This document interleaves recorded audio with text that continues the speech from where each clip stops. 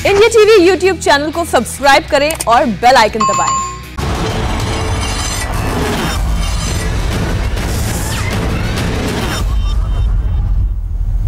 पश्चिम बंगाल विधानसभा चुनाव में मुस्लिम वोटर काफी बड़ा फैक्टर है। बंगाल की करीब 145 विधानसभा सीटें ऐसी हैं जहां मुस्लिम वोटर्स हार जीत पर असर डालते हैं।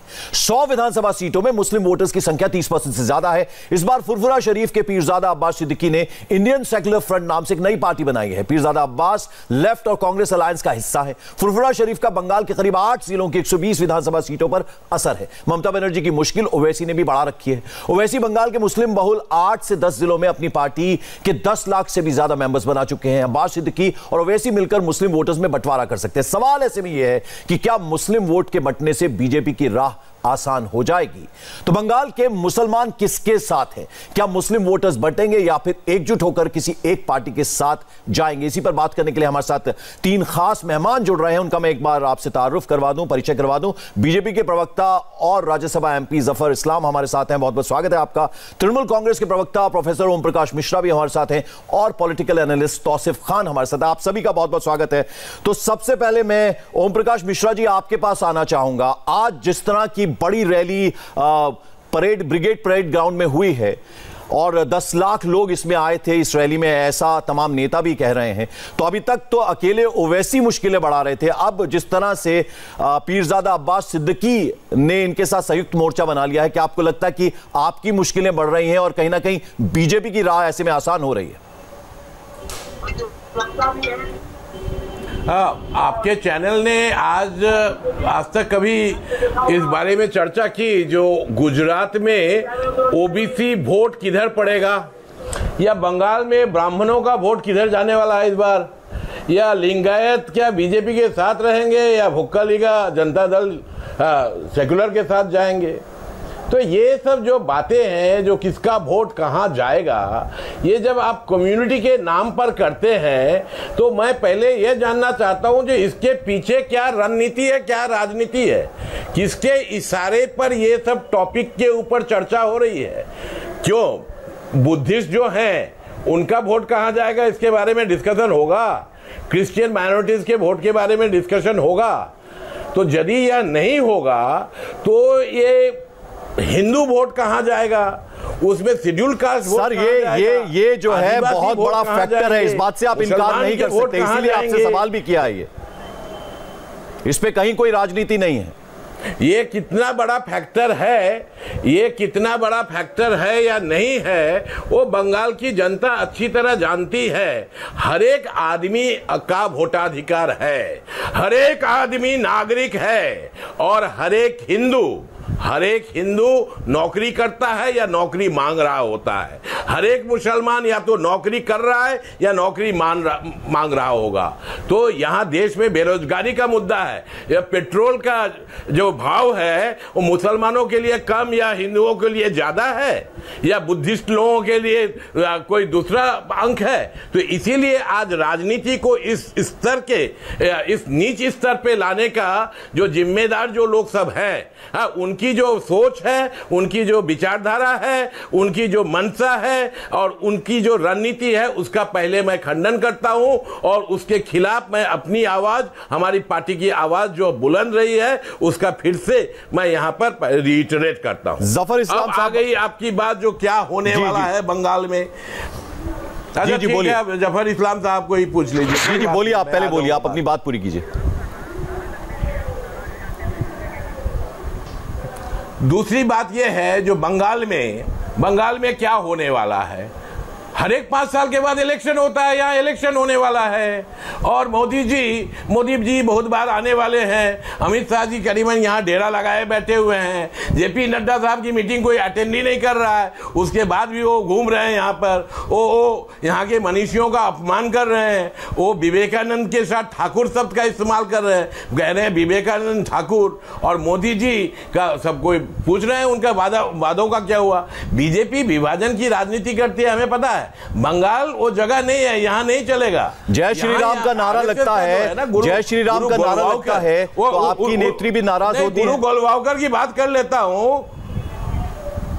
और गलत बात है। आपको शायद पता नहीं होगा, जो मोदी जी का नारा यदि लगेगा सरकारी प्रोग्राम में तो हर एक इंसान, हर एक नागरिक इसका विरोध करेगा। जय श्री राम का नारा आप लगाइए अपने घर पर, आप लगाइए मंदिर पे। हम तो कहते हैं जय सिया राम भी बोलने की आदत डाल लीजिए, कोई दिक्कत नहीं है। किंतु यदि आप इस तरह का प्रोग्राम करते हैं तो आपको तो चलिए सीधे आपने इल्जाम लगाया, इस पर जरा जवाब ले लेते हैं। तो हिंदू वोट का भी कीजिए ना, चलिए ब्राह्मण वोट का कीजिए, यहाँ पर ओबीसी बी का वोट का कीजिए, जवाब ले लेते हैं, चाय बगान का कीजिए, हर एक जगह के कीजिए। चलिए जफर इस्लाम साहब दीजिए, उनका क्या जवाब है? तो आप पर इल्जाम लगाया गया है कि विभाजनकारी राजनीति करती है बीजेपी, जरा इसका जवाब दे दीजिए, फिर मैं आपसे और भी बात करूंगा।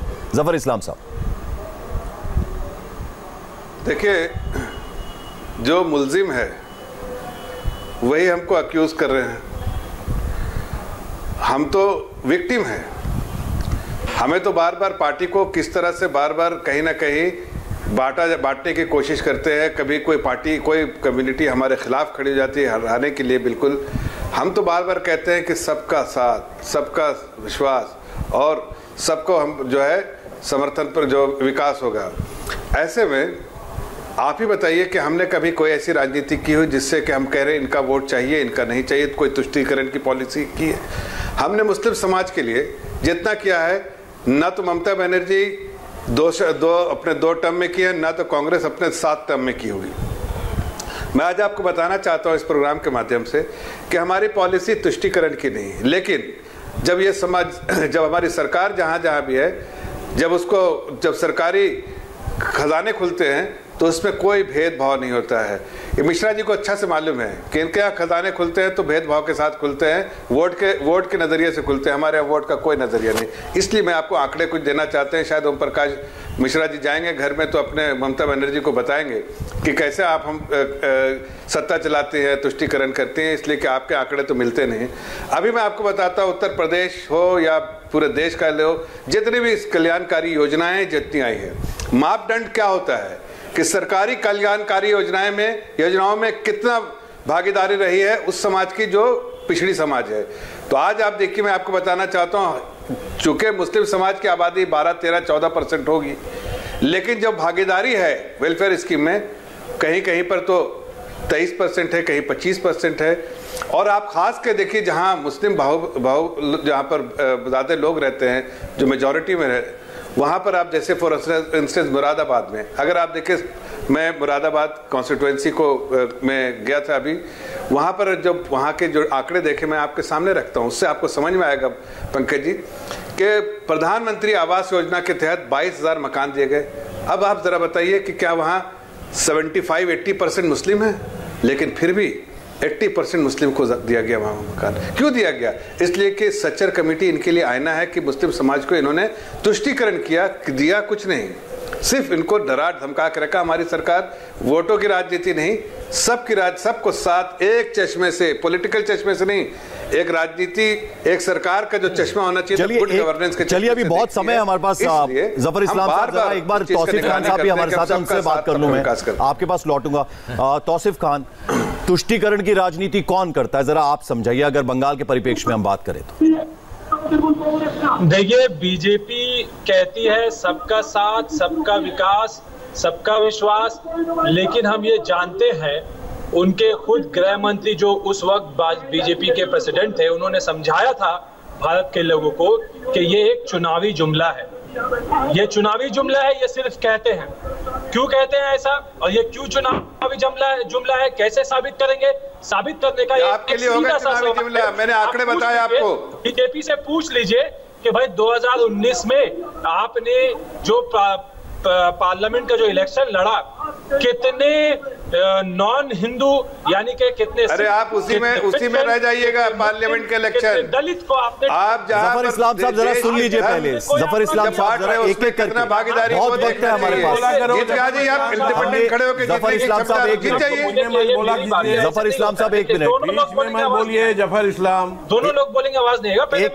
एक एक करके हमारे पास बहुत वक्त है। हमने पहले कहा कि बिना शोर शराबे की बातचीत होगी, सबका पक्ष हम सुनेंगे। जरा तौसीफ खान साहब को सुन ले, फिर आपका जवाब लूंगा। जफर इस्लाम साहब बोलिए। तौसीफ। हाँ, तो सबका साथ सबका विकास ये जो है, इसके लिए सिंपल सा फॉर्मूला है कि कितने दलित, कितने क्रिश्चियन, कितने मुस्लिम और कितने पिछड़े लोगों को आपने टिकट दिया 2019 के इलेक्शन में, तो वहां देखा जाएगा कि आंकड़ा बिल्कुल 9 के बराबर है। बीजेपी के जो अपने खुद जो इनके बीजेपी के जो वाजपेयी के सरकार में जो मंत्री रह चुके हैं, शहनवाज हुसैन या जो अब्बास नकवी, अब शहनवाज हुसैन को आप देख लीजिए, क्या इन्होंने टिकट दिया लोकसभा चुनाव का? नहीं दिया।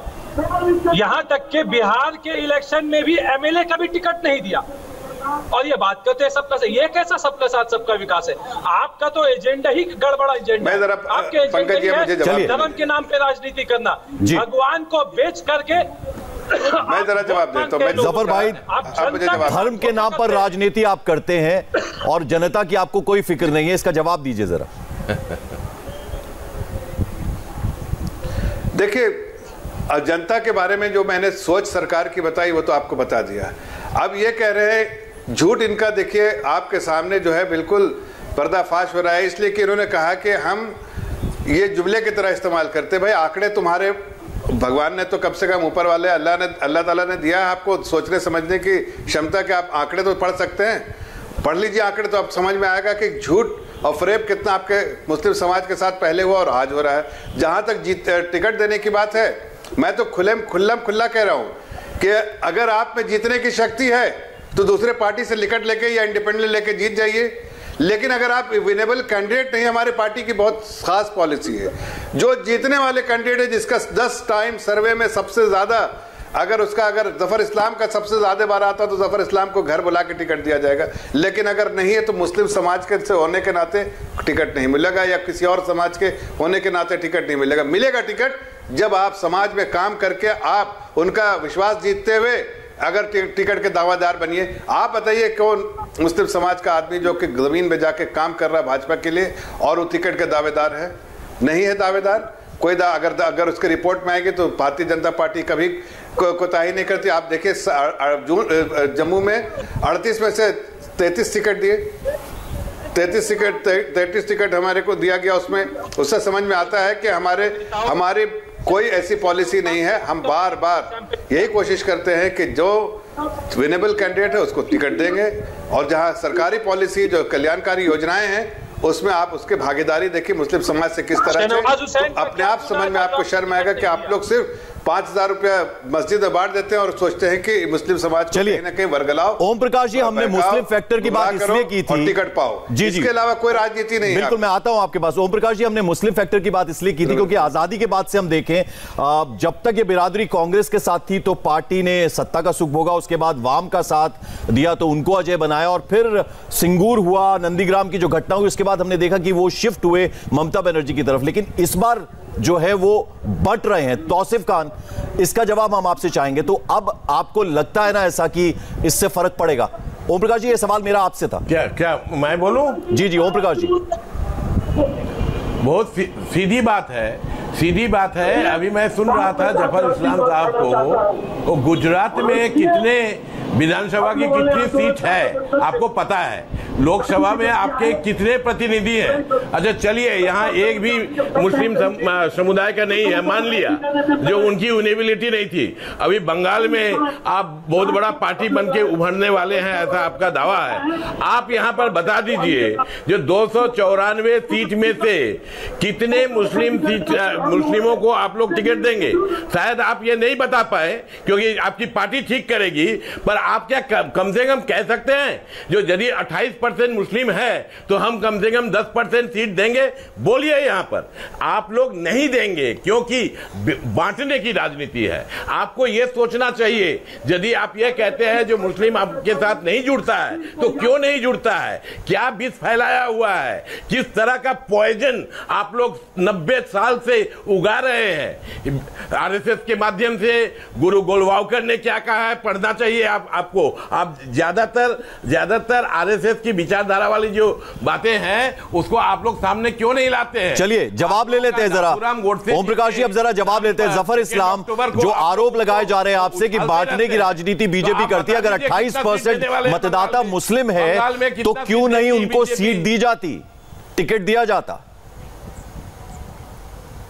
देखिए यही सोच हमें और उनमें फर्क करता है कि हम पॉलिटिकल काम जो है, पॉलिटिकल काम को पॉलिटिकल तरीके से देखते हैं, पॉलिटिकल नजरिए से देखते हैं। हम इसमें कोई भेदभाव नहीं करते। हमारा एक क्राइटेरिया है, क्राइटेरिया में जो फिट बैठेगा उसको मिलेगा टिकट, चाहे कोई भी जीतने वाला हो। ग्रास रूट पे जाके काम करेगा आदमी तो उसको टिकट मिलेगा और उसकी विनेबिलिटी होगी। मैंने जब अब ये एक एक करके देखिए, परसेंटेज वाइज कहां देखने की जरूरत है? ओम प्रकाश जी एक एक करके सुनिए, एक मिनट, परसेंटेज वाइज कहां देखने की जरूरत है? ओम प्रकाश मिश्रा जी, परसेंटेज वाइज देखना है कि जब सरकार चुन के आती है तो सरकार जो है अपने वेलफेयर स्कीम में कितना जो है क्या भेदभाव करती है। अगर सारे बोलेंगे ओम प्रकाश जी तो फिर आवाज नहीं आएगी। मिश्रा साहब, एक सरकार में पॉलिटिकल पार्टी को कोई कंपल्शन नहीं है कि टिकट देना कंपल्शन है। एक मिनट जरा देखिए, पंकज जी जरा बोलने दीजिए। ओम प्रकाश जी देखिए हम जो डिबेट कर रहे हैं उसमें हम चाहेंगे कि एक एक की बात सुनी जाए। पार्टी को अब जब तक आप बोल रहे थे तब तक जफर इस्लाम कुछ नहीं कह रहे। बेसिस पे, धर्म के बेसिस पे टिकट देना है,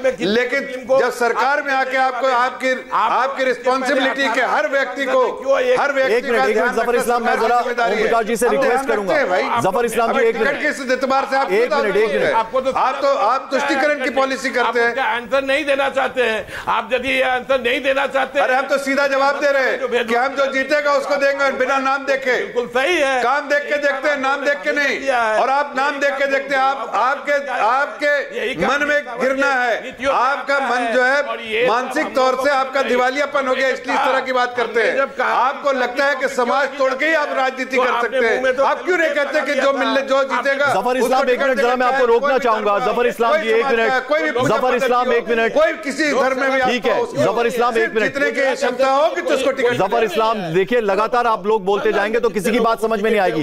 ओम प्रकाश जी आपने सवाल पूछा था, ओम प्रकाश जी, कम से कम ओम प्रकाश मिश्रा जी, हमें कोई दिक्कत नहीं होगी। आपने सवाल पूछा था, देखिए आपका सवाल मैंने रखा है जफर इस्लाम के सामने, जरा उनको जवाब देने दीजिए। बारी बारी से मैं सबके पास आऊंगा। देखिए तौसीफ खान चुप है, खामोश है, उनके पास भी आऊंगा। एक मिनट जरा सुन लीजिए। जफर इस्लाम, सीधा सवाल यह था कि 28% अगर मतदाता मुस्लिम है तो ऐसे में 10% को भी क्यों नहीं टिकट दिया जाता? ये सीधा सीधा सवाल, इसका जवाब दीजिए, फिर आप ओम प्रकाश जी बोलिएगा जब आपको जवाब मिल जाता है। मैं जवाब देता हूं। हाँ। ओम प्रकाश जी से मैं आग्रह करूंगा कि सुन ले, उनके लिए भी अच्छा होगा सुन लेंगे तो। देखिए अभी टिकट का तो वितरण नहीं हुआ है, लेकिन जब भी वितरण होगा एक ही क्राइटेरिया होगा, सिर्फ एक क्राइटेरिया। ओम प्रकाश जी इंप्लीमेंट कीजिएगा, फायदा होगा। जो जीतने वाला कैंडिडेट होगा, चाहे उसकी पूजा पद्धति कुछ भी हो, उसकी किसी भी धर्म में आस्था हो, उसका चेहरा कैसा हो उससे मतलब नहीं, उसका काम कैसा उससे मतलब, उसका नाम से मतलब नहीं, वो कैसा जमीन में सेवा करता उससे मतलब है, और उसी को टिकट मिलेगा। ये आप ध्यान रख लीजिएगा।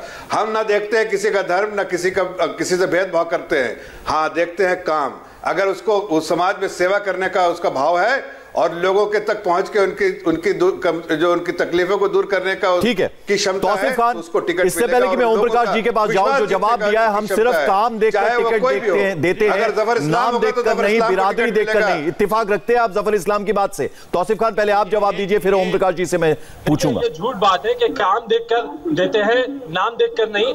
तो क्या आप बीजेपी ये कहना चाह रही है कि शहनवाज हुसैन, उनके जो एविएशन मिनिस्टर थे वाजपेयी के मंत्रालय में, वो आज जो है बीजेपी के लिए काम नहीं करते? क्या वो अब्बास नकवी, क्या वो बीजेपी के लिए काम नहीं करते? देखिए सीधा बात है कि ये इसलिए वो टिकट नहीं देते क्योंकि इससे इनकी जो कम्युनल राजनीति जीते भी है, लड़े भी है, फायदा नहीं होगा। टिकट मिला है कि नहीं उनको? टिकट मिला कि नहीं? जफर जी सुन लीजिए जरा पहले तौसीफ खान को। तौसीफ खान बोलिए। देखिए इससे ये अगर बीजेपी के जो मुस्लिम नेता हैं या क्रिश्चियन नेता हैं या दलित नेता हैं, उनको अगर ये टिकट देने लगे तो उससे इनकी जो कम्युनल पॉलिटिक्स है उसको फायदा नहीं होगा। अभी ये कहते हैं कि तुष्टीकरण की राजनीति, तो ये हमारे देश में डेमोक्रेसी है। डेमोक्रेसी का एसेंस होता है, मूल होता है कि हर कम्युनिटी का, हर सोसाइटी का, गरीब से अमीर का रिप्रेजेंटेशन होना चाहिए। रिप्रेजेंटेशन कहां होना चाहिए? एमएलए असेंबली में होना चाहिए, पार्लियामेंट में होना चाहिए। और अगर रिप्रेजेंटेशन के लिए ये ड्यूटी बनता है, लिखा हुआ है पॉलिटिकल पार्टी का। एक मिनट जफर इस्लाम जरा सुन ले पहले, किस पन्ने में लिखा? मैं आता हूं आपके पास। तो रिप्रेजेंटेशन कैसे होगा? किस पन्ने में लिखा है ऐसा कि रिप्रेजेंटेशन होना चाहिए? कॉन्स्टिट्यूशन का मतलब नहीं, कहाँ लिखा कॉन्स्टिट्यूशन में? कॉन्स्टिट्यूशन में ये वेलफेयर स्टेट है। वेलफेयर स्टेट में गवर्नेंस मॉडल इंपॉर्टेंट है। गवर्नेंस मॉडल का क्या पिलर होता है कि फेयरनेस के साथ आप, इफेक्टिवनेस के साथ आप डिलीवर करें। तो आप कैसी बात कर रहे हैं? हमारी सरकार फेयरनेस के साथ, बिना भेदभाव के साथ काम करती है। हम ये थोड़ी देखते हैं कि ये हिंदू है, ये पंडित है तो इसको ऐसे करो, ये खान है, मुसलमान है तो इसको ऐसे करो। ये राजनीति जो आप लोग कर रहे हैं, हम नहीं करना चाहते ये राजनीति। चलिए, फिर आप दोनों लगातार बोल रहे हैं। एक मिनट, अब जरा मैं मिश्रा जी के पास जाना चाहूंगा। मिश्रा जी, काम देखकर हम टिकट देते हैं, नाम देखकर नहीं। आप इत्तेफाक रखेंगे इस बात से? ओम प्रकाश जी। मैं बोलूं? जी। देखिए, अभी जफर इस्लाम साहब ने एक बात कही, ध्यान से आपने भी सुना होगा। उन्होंने कहा जो यहाँ हमारे पार्टी में, सरकार में धर्म के आधार पर कुछ नहीं होता है। तो भाई साहब, ये सिटीजनशिप अमेंडमेंट एक्ट जो आया हुआ है और जिसका अभी तक नियम भी नहीं लागू कर पा रहे हो, उसमें क्या है? आप रेफ्यूजी स्टेटस डिटरमाइन करना चाहते हैं। इंटरनेशनल रेफ्यूजी लॉ कन्वेंशन देश के बाहर के लोगों के लिए है, देशवासियों के लिए नहीं। तो उसका बता देंगे जवाब। बीच में मत बोलिए। जफर इस्लाम, अब जरा सुन लीजिए, मैं आऊंगा ठीक से। आप वहां पर परसिक्यूटेड लोगों, जो प्रताड़ित लोग हैं, एक मिनट, बीच में मत बोलिए ना, फिर बीच में मत बोलिए। प्रताड़ित लोग जो हैं, प्रताड़ित लोगों का कोई जात नहीं होता है, कोई धर्म नहीं होता है, कोई नेशनलिटी नहीं होती है, सारे विश्व में ये विख्यात है। और आप यहां पर कानून ला रहे हैं प्रताड़ित कौन है उनको धर्म के आधार पर बांटने की। अभी आप कह रहे थे, बहुत बड़ी बात कह रहे थे, जो धर्म के भित्ति पे नहीं कर रहे। मैं आपके सामने सवाल रखता हूं, जो CAA क्या है। दूसरी मेरी बात यह है, आप कह रहे हैं जो यहां जो मॉडल है विनेबिलिटी की मॉडल है, ये विनेबिलिटी है, छल चतुराई, लड़ाई, दंगा। इस मॉडल से जो भी सक्सेस होगा वही होगा, रिप्रेजेंटेशन नहीं होगा, लोगों की सुनवाई नहीं होगी, उनका प्रतिनिधित्व नहीं होगा। जरूर है, कॉन्स्टिट्यूशन में है, बैकवर्ड क्लासेस के लिए प्रोविजन है, बैकवर्ड क्लास कमीशन है, शेड्यूल्ड कास्ट के लिए कमीशन है, शेड्यूल्ड ट्राइब के लिए कमीशन है, जो मुस्लिमों में बैकवर्ड है उनके लिए भी रिजर्वेशन है। तो ये है, ये संविधान। ओम प्रकाश जी, एक छोटा सा सवाल मेरा भी आपसे। ओम प्रकाश जी, मैंने आपकी बात सुन ली, जफर इस्लाम ने भी सुन ली। तो एक मिनट, ओम प्रकाश जी, एक छोटा सा सवाल मेरा भी है। आपने शुरुआत की थी, आपने शुरुआत में कहा था, मोदी जी का जिक्र किया आपने, नड्डा जी का जिक्र किया आपने, अमित शाह का जिक्र किया। तो क्या हर्ज है अगर वो आकर प्रदेश में प्रचार करते हैं? उससे आपको एतराज क्या है? क्यों ना आए वो? बिल्कुल। आप शायद हमारी बात नहीं समझ पा रहे हैं। नेशनल मीडिया, हम लोग ये नहीं कह रहे जो ये लोग बाहर से आगे प्रचार नहीं करेंगे, बिल्कुल करेंगे, क्यों नहीं करेंगे। किंतु ये जो विचारधारा है, RSS की विचारधारा यहां पर लागू नहीं कर देंगे। ये बंगाल की संस्कृति के खिलाफ है, बंगाल के कल्चर के खिलाफ है, हमारे यहाँ जो सद्भाव है, हमारे यहाँ जो सौहार्द है, उसके खिलाफ है। तो आरएसएस को यहाँ नहीं पनपने देंगे, गुरु गोलवालकर को यहाँ पर पॉपुलराइज नहीं करेंगे, नाथूराम गोडसे की विचारधारा पर जो लोग चलते हैं उनका यहाँ पर सम्मान नहीं मिल सकता। तो उनको हम बहिरागत कहते हैं आइडियोलॉजिकली। इंडिविजुअली आए, मोदी साहब यहाँ आके चुनाव भी लड़ सकते हैं, 6 महीने के बाद ठीक कर सकते हैं, जो असेंबली में रहेंगे या पार्लियामेंट लोकसभा में रहेंगे, नड्डा जी भी आ जाए, कोई दिक्कत नहीं है। ये लोग यहाँ पर बंगाल में आके ऐसा माहौल बनाने की कोशिश कर रहे हैं जिससे कि अच्छा जो माहौल बंगाल में बना है, जिस तरह से राजनीतिक हिंसा हुई है, अलग अलग कम्युनिटी में कार्यकर्ता मारे गए हैं, ये चीज नहीं कर कुछ कहेंगे आप? इसको हम लोग कहते हैं बहिरागत आइडियोलॉजी। ये नागपुर की आइडियोलॉजी है, ये नागपुर की आइडियोलॉजी है, जो राजनीतिक हिंसा हुई है पश्चिम बंगाल में, ये संविधान के खिलाफ है, उसको लेकर कुछ कहेंगे आप? फिर मैं जफर इस्लाम के पास जाऊंगा। ओम प्रकाश जी, जरा मेरा सवाल भी सुन लीजिए। जो राजनीतिक पॉलिटिकल हिंसा हुई है पिछले दिनों पश्चिम बंगाल में, 130 के करीब बीजेपी के कार्यकर्ता जो मारे गए हैं, उस पर कुछ कहेंगे आप?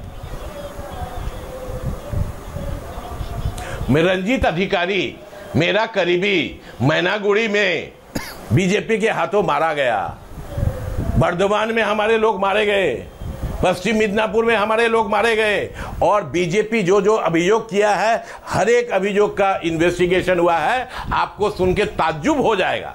जो जियागंज नाम की एक जगह है जहां पर एक स्कूल टीचर और उसके बीबी का गर्भवती बीबी का कत्ल हो गया था, पूरे देश में हंगामा मचा दिया आरएसएस और बीजेपी ने, जो ये तृणमूल कांग्रेस ने किया है। बाद में अपराधी पकड़ाया, ये पैसों का मामला था, रंजिश थी, उसके बाद ये लोग सब चुप करके गए हैं। यहाँ पर बीजेपी के खिलाफ कोई हिंसा नहीं है, बीजेपी वाले हिंसा फैलाने की। चलिए अब जरा जफर इस्लाम को सुन लेते हैं। लीजिए जफर इस्लाम, जब भी मॉडल कोड ऑफ आप पर आरोप लगा रहे हैं ओम प्रकाश, लोग देख लेंगे तो चलिए अब सुन लेते हैं, हम भी देखते हैं। जफर इस्लाम, मैं जवाब देता हूं। देखिए जरा ओम प्रकाश जी को बोलते हैं, बंगाल जाना जाता है संस्कृति के लिए, लेकिन ये सारी चीज ताक पर रख के इन्होंने कोई भी इनके सामने पॉलिटिकल पार्टी खड़ी रहे जिसको लोगों का थोड़ा विश्वास प्राप्त हो, उसको पॉलिटिकल वायलेंस के द्वारा दबाते हैं।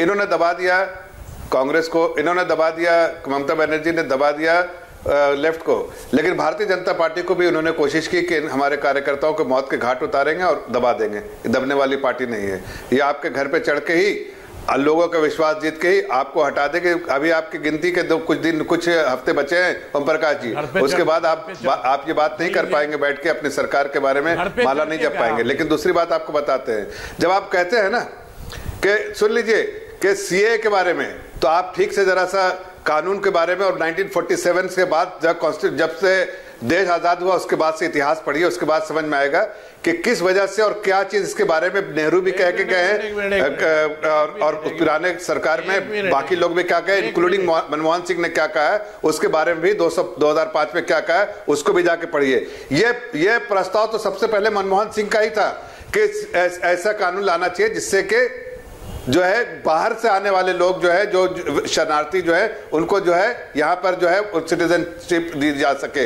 और जो लोग जो कहीं ना कहीं पीड़ित है, देशवासी जो उस धर्म, इसलिए कि पाकिस्तान जो हुआ है अलहदा, पाकिस्तान में जा सकते हैं वो, लेकिन पाकिस्तान में और इस जगह पर जहां माइनॉरिटीज है वो हिंदुस्तान आना चाहे तो उसके लिए रास्ते खोलने पड़ेंगे और उसी के लिए खोला गया। इससे ना देश के किसी मुस्लिम को अगर कोई होता तो मैं भी आपके सामने खड़ा होकर बोलता है, लेकिन आप झूठी अफवाह फैलाने के लिए कोशिश कर रहे हैं, वो उसका कोई फायदा नहीं है। चलिए जफर इस्लाम, एक सवाल मेरा आपसे भी है, खतरा नहीं ना होने वाला है जफर इस्लाम, लेकिन जो लोग यहाँ पर बाहर से आए हुए हैं उनको दिक्कत तो हो सकती है, और आप उनके वोट से जीतते हैं इसलिए आपको जरा परेशानी है। आप जो है बांग्लादेशी वोट से जीतते हैं इसलिए आपको परेशानी है, इसलिए आप बात उठा रहे हैं। आप देशवासियों के लिए बात क्यों नहीं उठाते हैं?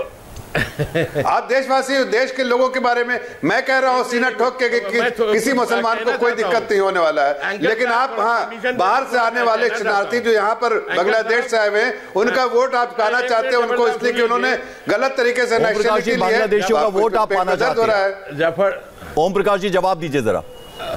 जफर साहब थोड़ा सुन लीजिए, ये जो रेफ्यूजी इश्यूज है, रेफ्यूजी लॉ है, स्टेटलेसनेस है, इंटरनल डिस्प्लेसमेंट है, आपको बता दूं इस बारे में थोड़ी बहुत अंतर्राष्ट्रीय स्तर पर मेरी जानकारी है, किताबें हैं, मेरा स्पेशलाइजेशन है, 25 साल से पढ़ा रहा हूं और जादवपुर यूनिवर्सिटी में, और यही मेरा रिसर्च है।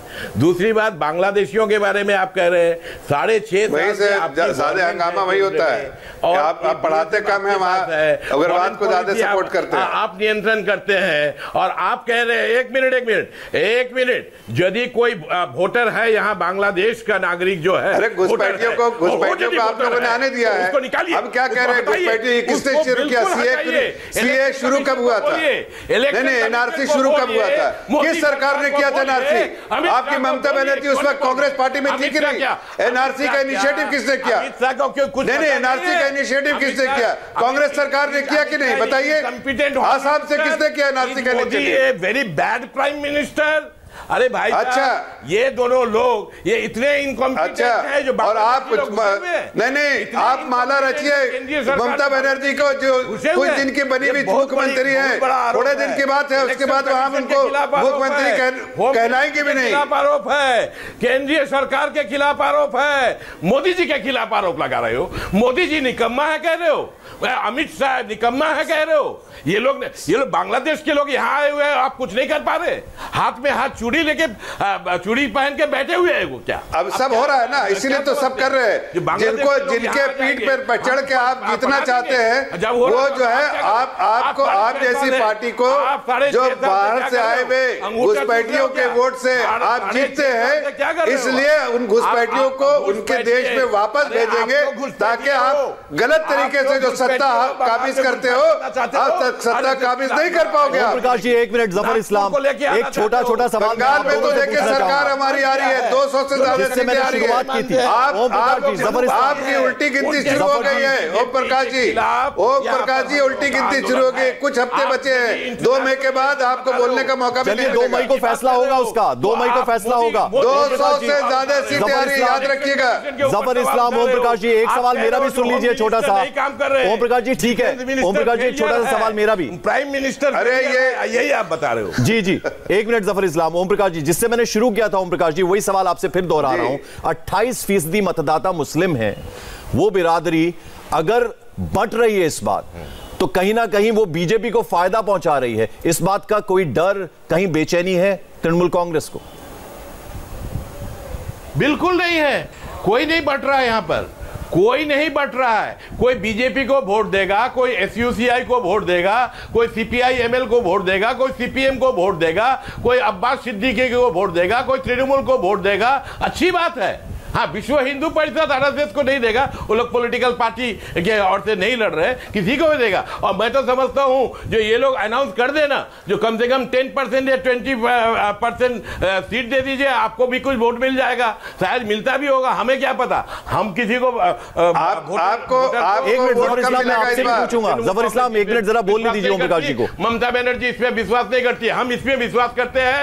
हर एक आदमी, हर एक नागरिक अपना जो सुख है, अपना जो दुख है, अपनी जो सोच है, अपनी जो समझ है, उसके हिसाब से वोट देगा। हिंदू मुसलमान के हिसाब से वोट नहीं देगा। यही देश का संविधान है, यही देश की सोच है, और इसी से हम आगे बढ़ेंगे। हम लोग प्रोग्रेसिव है। ठीक है जफर इस्लाम, जिस तरह से मुस्लिम वोट जो है बढ़ता हुआ नजर आ रहा है, पीरजादा अब्बास की जो आज रैली हुई है, संयुक्त रैली कांग्रेस और लेफ्ट के साथ, 10 लाख लोग उसमें आए थे ऐसा कहा जा रहा है। कहीं ना कहीं आपको ऐसा नहीं लग रहा कि जो मुस्लिम बंट रहे हैं, यानी हिंग लगे ना फिटकरी रंग भी भगवा है, आपके लिए तो एक तरह से ये विन विन पोजीशन बनती नजर आ रही है? आपको फायदा आपका होने वाला है? देखिए पंकज जी, मैं आपको बड़ी संजीदगी से और जिम्मेदारी के साथ एक बात कहना चाह रहा हूं। आज ये कौन सा प्रोग्राम हुआ था उसके बारे में कोई चर्चा नहीं करेंगे, लेकिन मैं बात आपको बता रहा हूं, और मैं आग्रह करूंगा तृणमूल कांग्रेस के जो प्रवक्ता भी सुन ले। हमारी 200 से ज्यादा सीटें आ रही है, इनके जाने के दिन आ गए हैं, यही मैं बताना चाह रहा हूं। क्या हो रहा है क्या नहीं हो रहा है उससे कोई, वहां के लोगों का विश्वास हमने जीता है, वहां चाहती है परिवर्तन, और वो परिवर्तन संग्राम के साथ आएगा और तृणमूल घर वापस जाएगा, ये पक्की बात है। और यहाँ पर एक ऐसी सरकार आएगी जो जनता की सेवा करेगी, और वहाँ जो डेवलपमेंट का काम नहीं हुआ है, ये ऐसे रोते आज हंस रहे, कल रोते हुए निकल जाएंगे। ये प्रोफेसर साहब आपका दिन आ गए हैं। ओम प्रकाश जी आपके दिन आ गए, आपको जमीन खिसक रही है, पता नहीं चल रहा है। रोज बेचैन होके बौखलाहट में क्या क्या बोल रही है उनको पता है, आप समझ नहीं पा रहे। आप खाली जादवपुर यूनिवर्सिटी से बाहर नहीं निकल पाते हैं, लेकिन ममता बनर्जी को समझ में आ रहा है कि नीचे से जमीन खिसक रही है। विदेश नीति को एकदम आपने बंगाल को कैसा कर दिया है, बंगाल को वहाँ कोई डेवलपमेंट नहीं। जाओ आप किसी शहर में, लगता है कि ऐसा लगता है कि यहाँ पर कभी विकास ही नहीं टच करके गया है, अब वहाँ विकास होगा। प्रोफेसर साहब, आप कम से कम पढ़े लिखे आदमी हैं, आप तो कम से कम विकास की राजनीति कीजिए।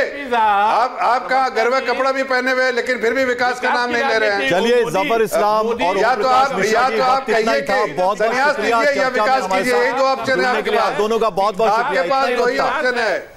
तो बीजेपी बंगाल में ममता पर तुष्टीकरण की राजनीति। नमस्ते, मैं हूं मीनाक्षी जोशी। वीडियो और खबरों से अपडेट रहने के लिए India TV YouTube channel subscribe करें, बेल आइकन दबाना ना भूलें। जुड़े रहें इंडिया टीवी के साथ।